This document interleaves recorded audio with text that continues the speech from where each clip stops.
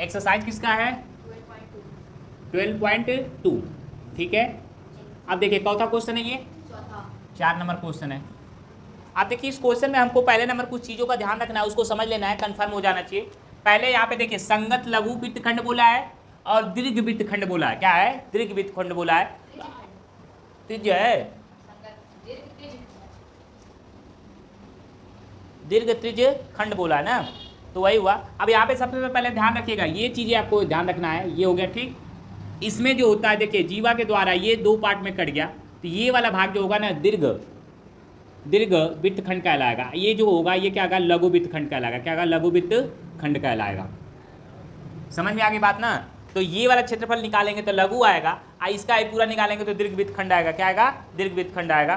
तो समझ में आया? तो पूरी बात हमको इस तरह से करना है। तो फिलहाल में आपको क्या करना है, इसको निकालना। पहले वाले क्वेश्चन को निकालेंगे। क्वेश्चन में कैसे हमको बोल रहा है तो उसको ध्यान देना है कि कैसे बोला। देखिए क्या बोल रहा है, तो पहला नंबर बोला है कि 10 सेमी त्रिज्या वाले एक वृत्त की कोई जीवा, 10 सेमी त्रिज्या वाले वृत्त एक कोई जीवा केंद्र पर समकोण अंतरित करती है। क्या करती है? समकोण अंतरित करती है। तो पहले हमने क्या करा, एक वृत्त की रचना करी। ठीक, इसमें हमने क्या कर लिया, एक जीवा ले लिया। क्या ले लिया? जीवा ले लिया। ये बोला केंद्र से 10 सेमी त्रिज्या वाले, 10 सेमी त्रिज्या, तो ये भी हमारा कितना आ गया? 10 सेमी हो गया। ये कितना हो गया हमारा? 10 सेंटीमीटर। और ये भी हमारा कितना हो गया? 10 सेंटीमीटर हो गया। हो गया ठीक। अब आगे देखिए, समकोण केंद्र पर क्या करती है? समकोण अंतरित करती है। मतलब ये हमारा क्या? 90 अंश है। क्या है? 90 अंश है। ठीक है ना? कितना अंश है? 90 अंश है। इसका मान कितना हमारा? 90 अंश है। इसके बाद हमको करना क्या है कि अब केंद्र से जीवा पर लंब डालेंगे। केंद्र से जीवा पर क्या करेंगे? लंब डालेंगे। आप जानते हैं कि केंद्र से जीवा पर डाला गया लंब जीवा को 2 बराबर भागों में क्या करते हैं? समद्विभाजित करते हैं। क्या करती है? समद्विभाजित करते हैं। तो हम सबसे पहले इसका नाम रख लेते हैं। नाम रखेंगे हम लोग, नाम रख लेते हैं O A B. O A B, O A B रखेंगे। कुछ भी कोई भी नाम अपने से रखना है। ओ ए बी रखिए। यहाँ से हम डालेंगे इस पर एक लंब, कौन सा हो जाएगा? डी हो जाएगा। क्या हो जाएगा? डी। और इसका हमको नाम को जब लिखना होगा तो इसको हम डाल लेते हैं यहाँ पे ई रख लेंगे। क्या रख लेंगे? ई। इस भाग का हमको निकालना होगा। तो देखो यही भाग का हमको क्या करना है? क्षेत्रफल क्या करने है? निकालना है। समझ में आया ना? तो सबसे पहले नंबर हम लोग क्या लिखेंगे कि लिखेंगे केंद्र से जीवा पर डाला गया लंब, जीवा पर डाला गया लंब जीवा को 2 बराबर भागों में बांटती है। क्या करती है? बांटती है। अब ध्यान रखिएगा। अब ओडी लंब हो गया किस पे? ए बी पे। किस पे हो गया? ए बी पे। तो यहाँ से आपको क्या निकल के आ जाएगा कि ए डी इक्वल टू हो जाएगा आपका बी डी। क्या हो जाएगा? बी और डी। क्या हो जाएगा? बी और डी। ये दूरी बराबर किसके हो जाएगी? इस वाले दूरी के क्या हो जाएगी? बराबर हो जाएगी। ठीक है। दूसरी बात, एंगल में आते हैं तो देख लीजिए हाई कितना था? 90 अंश का था। कितना था? 90 अंश का। जब इसको बांटा है तो ये 45 हो गया होगा। ये कितना हो जाएगा? 45 हो जाएगा। ये भी कितना होगा? 45 होगा। समद्विभाजित कर रहा है तो केंद्र का कोण भी क्या हो जाएगा? 2 बराबर भागों में बटेगा। तो ये हम लिखेंगे यहाँ से कोण ए ओ डी बराबर एंगल ए ओ नहीं डी ओ बी। यहाँ पे लिखेंगे एंगल ए ओ बी बराबर कितना हो गया हमारा? 45 अंश। इसलिए ए डी ओ बी बराबर भी कितना आ जाएगा? 45 अंश। यहाँ पे दिखा दीजिएगा, आप पूरा एंगल दिखाइएगा। एंगल ए ओ बी बराबर आप लिखिएगा कितना? 90 अंश। कितना लिखिएगा? 90 अंश। हो गया। इसको आप लिखिएगा कोण एंगल ए ओ बी बराबर हो जाएगा एंगल ए ओ, रुक जाओ 1 मिनट, ए ओ बी है, ए ओ बी, ए ओ डी होगा ये। ए ओ डी बराबर 45 अंश। ए ओ डी बराबर 45 अंश प्लस ए ओ डी ओ बी। मतलब ये दोनों एंगल किसके बराबर? 90 के बराबर होगा ना। तो 45 ये और 45 ये दोनों बराबर कितना हो गया? 90 अंश हो गया। अब तो हम यहाँ तक आ गए। समझ में आया?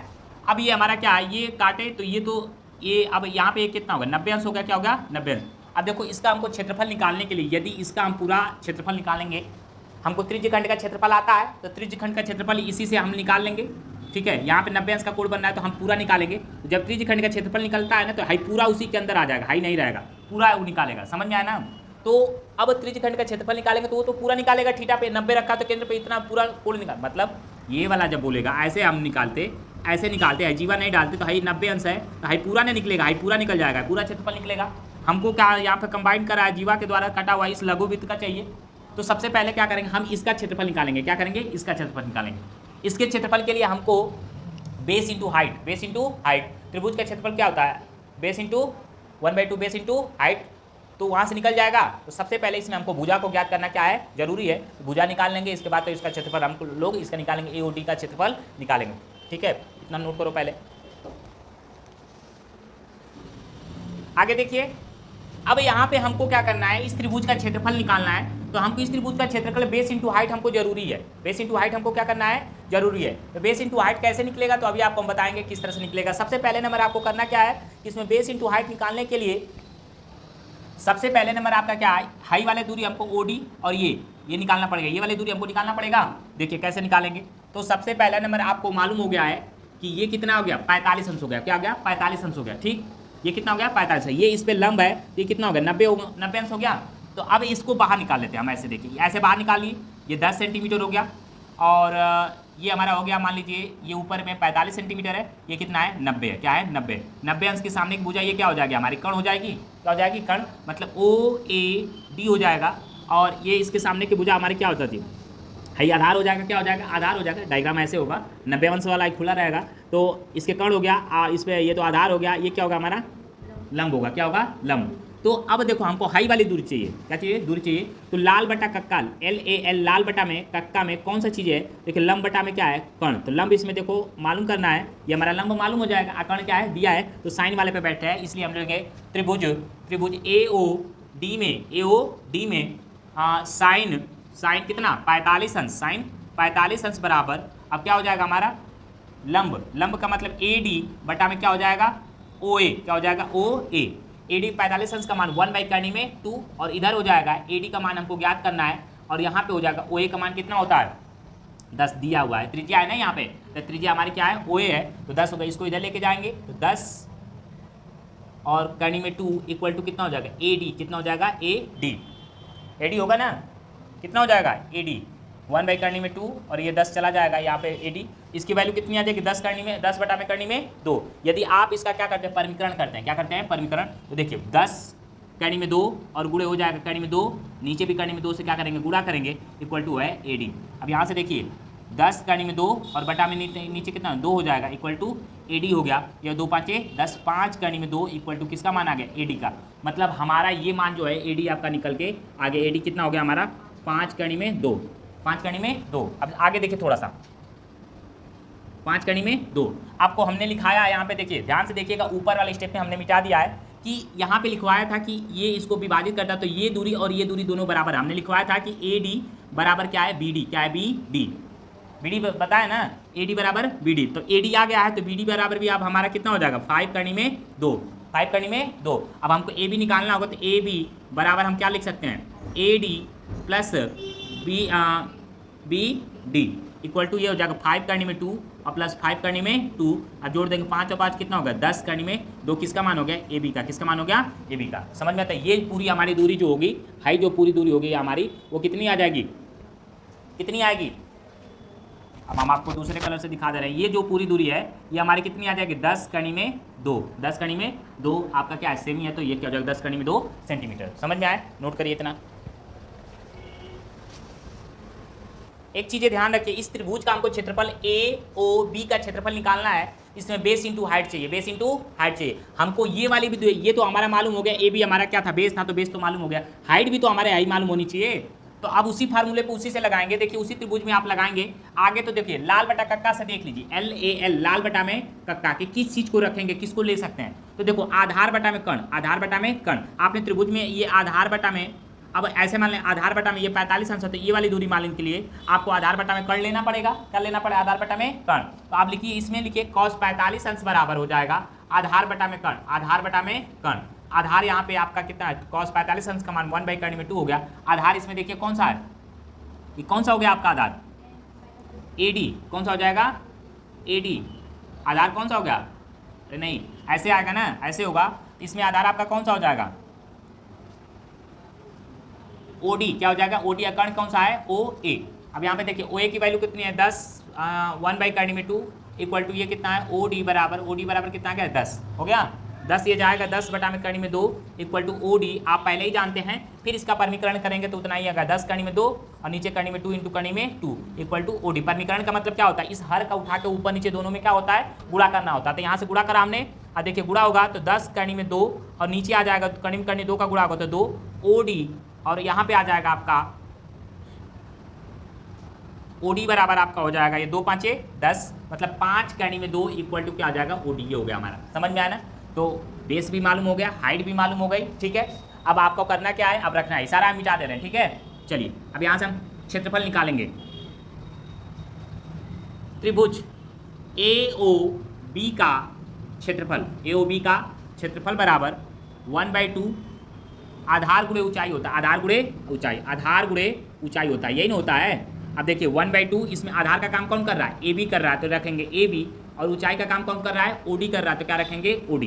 अब 1/2 आधार की वैल्यू AB की वैल्यू कितनी आई है, कितना बताएं आप लोग को निकाला है, 10 कड़ी में 2 और इसका OD की वैल्यू है 5 कड़ी में 2, यही है ना।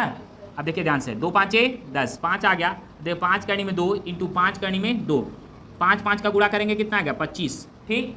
कड़ी में 2 कड़ी 2 का गुणा करेंगे तो कितना आएगा 2, कितना हो जाएगा 2 मतलब 25 दुना कितना आ गया 50, कितना आ गया इसका क्षेत्रफल 50 सेमी स्क्वायर, कितना होगा 50 सेमी स्क्वायर। ये किसका क्षेत्रफल हुआ, इसका, ठीक है।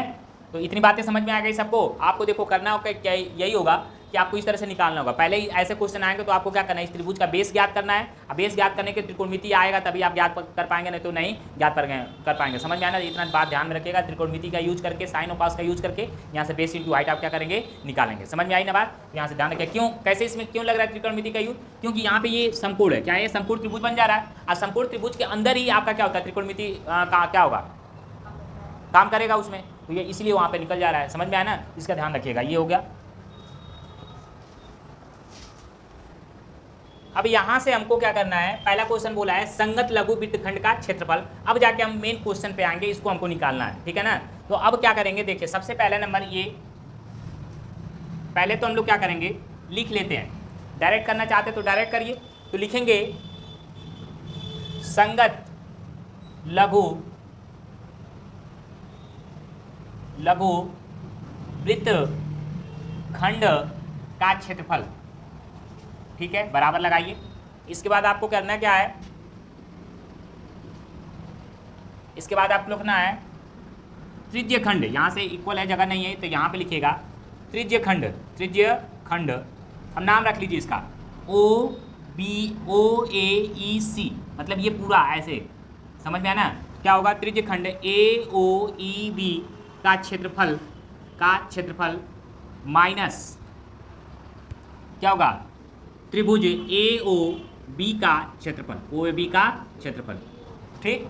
AOB मतलब इस त्रिभुज का क्षेत्रफल पूरा, हमने त्रिज्य खंड का ये क्षेत्रफल निकाला ऐसे पूरा, ये निकल गया। इसमें से हम क्या करेंगे, इसको निकाल लेंगे, तभी ना हाई वाला पार्ट हमारा क्या हो जाएगा, बच जाएगा। बोलो, ये नाम बस इसको देखना है कि आपका ये पूरा चक्कर ऐसे है ना, OAEB हो गया, मतलब यहाँ से स्टार्ट करा हमने, OABE आ गया, तो पूरा एक हो गया ना, पूरा आइसक्रीम जैसा, ठीक है। इसके बाद हम इस त्रिभुज का क्षेत्रफल निकालेंगे, क्या करेंगे, इस त्रिभुज का क्षेत्रफल, इस त्रिभुज का क्षेत्रफल।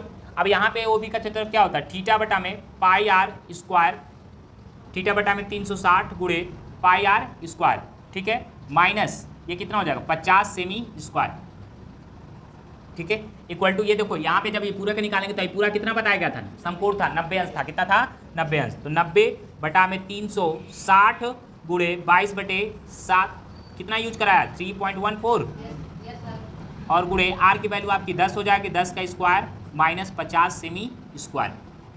अब देखिए ध्यान से, हाइट तो कट जाए 9 एक बार में, आइए 4 बार में कट जाएगा। कितना बचा हमारा, 1 का गुणा करेंगे इसमें तो आपका हो जाएगा 3.4 इंटू 10 टू पावर स्क्वायर बटा में कितना हो जाएगा 4, कितना हो जाएगा 4 माइनस 50 सेमी स्क्वायर। अब ध्यान रखना ये कितना हो जाएगा 100, कितना हो जाएगा 100। इसके बाद यहाँ आएंगे, देखिए 3.14 गुणे 10 का स्क्वायर कितना हो जाएगा 100 और बटा में कितना हो जाएगा 4, ठीक। अब यहाँ पे इक्वल टू क्या हो जाएगा माइनस 50 सेमी स्क्वायर, क्या 50 सेमी स्क्वायर। अब ध्यान दो ये कट जाएगा, 4 दूना के 8, 4 25 20 हो गया, 20 हो गया ना 25 बार में। अब देखो इसका हम लोग क्या करेंगे, गुणा करो, 25 चौका 100, कैरी कितना गया 10, 25 त्याई 75, 75 और 10 कितना हो गया 85, कितना हो गया 85, कितने अंक पे दशमलव है 1 अंक पे, मतलब 50 सेमी स्क्वायर, ये हो गया हमारा।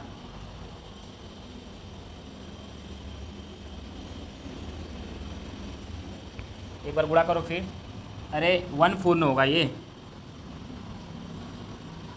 25 आ गया, 25 चौका कितना हो गया 100, 25 चौका 100, कैरी 10, 25 से कम 25 और 25 से 10 कितना हो गया 35, 3, 25 3 75 और 3 कितना हो गया 78, कितना हो गया 78, 2 अंक पे दशमलव, 2 अंक पे दशमलव लग गया, -50 सेमी स्क्वायर ये भी है। अब घट जाएगा कितना आएगा देखो 78, 50 में से सीधे सीधे घटाओ, 50 घट जाएगा तो कितना बचेगा 50, 28.50 सेमी स्क्वायर आपका कौन सा है, इस त्रिज्यखंड AOE का क्षेत्रफल, मतलब आप किसका क्षेत्रफल, संगत लघु वृत्तखंड का क्षेत्रफल, ये जो है पूरा का पूरा हमारा कितना आया है 28 कितना आएगा 28.50 सेमी स्क्वायर। आई बात समझ में? हाँ 0 ये लिख सकती हो, कोनो दिक्कत नहीं है, यदि छोड़ दिया 1 अंक तक ले लिया तो कोई दिक्कत नहीं है, इसके लिए कंफ्यूजन मत रहिए, समझ में ना, हमेशा या तो 28.50 बोल सकते हो या तो 5 बोल सकते हो, क्या बोल सकते हो 5, तो ये हमारा ये आ गया, ठीक है। अब हमको दीर्घ वाला निकालना है, तो दीर्घ वाले में से क्या होता है, पूरे का क्षेत्रफल निकालेंगे, लघु वाला घटा लेंगे तो क्या दीर्घ वाला आ जाएगा, आपको फार्मूला बताया ना, फिलहाल उतारिए इतना पहले इसको, चलो देखो अब यहाँ पे हमारा इस त्रिज्यखंड का क्षेत्रफल निकल गया। अब नॉर्मल में आप लोग जानते हैं कि हाई यदि हम मिटा दें, हाई चलो मिटा दिया, तो ये क्या होगा दीर्घ वृत्तखंड या त्रिज्यखंड बोल सकते हो, क्या बोल सकते हो त्रिज्यखंड ये हो गया और लघु ये हो गया, ठीक है। तो आपको निकालना है तो पहले क्या करेंगे, इस वाले को हाई पूरा क्या होता है वृत्त का क्षेत्रफल होता है, क्या होता है वृत्त का क्षेत्रफल होगा, इसमें से निकालो, तो इसका नाम हम लोग रख लेते हैं, मान लीजिए AB, ये C और E कुछ भी रख लीजिएगा, नाम आपको आना चाहिए, ऐसे ही घूम के ऐसे होना चाहिए एक चक्कर, ठीक है ना, उसमें आपको अपने से रख लीजिएगा। अब यहाँ पे लिखेंगे दीर्घ वृत्तखंड ABCE का क्षेत्रफल बराबर, ठीक। अब क्या करेंगे, आपको हमने क्या सिखाया अभी कि पूरा, मतलब यहाँ से आइएगा, यहाँ पे लिखिएगा पूरा क्या हो जाएगा, पहले त्रिभुज का क्षेत्र, अरे क्या होगा वृत्त का क्षेत्रफल माइनस लघु त्रिज्यखंड का क्षेत्रफल, लघु त्रिज्यखंड का क्षेत्रफल हो गया। अब देखो पूरा पे पाई आर स्क्वायर होगा, पाई आर स्क्वायर, और लघु का तुम निकाले हो 28.50 हो गया। अब यहाँ पे कितना होगा, पाई की वैल्यू 3.14 रखना, आर की वैल्यू 10, तो 10 का स्क्वायर करेंगे तो कितना हो जाएगा 100 हो जाएगा, कितना हो जाएगा 100 माइनस 28.50। अब देखो यहाँ पे गुणा करो, 311420 यहाँ पे हो जाएगा, मतलब 0.2 स्थान पे हो जाएगा, माइनस 28.50, मतलब आपको क्या करना है, यहाँ पे कितना आएगा 314 हो गया, 10.12 छोड़ दो, माइनस आपको घटाना है 28.50, मतलब आप यहाँ पे घटा के देख लीजिए 314.00 और 28.50, मतलब 0 10 में से 5 जाएगा 5, यहाँ 13, 8 5 13, और यहाँ पे हो गया आपका, ये इसको दे दिया यहाँ पे 10 में से 2 जाएगा 8, यहाँ पे कितना हो गया 2, मतलब कितना आ जाएगा, आगे आपका आंसर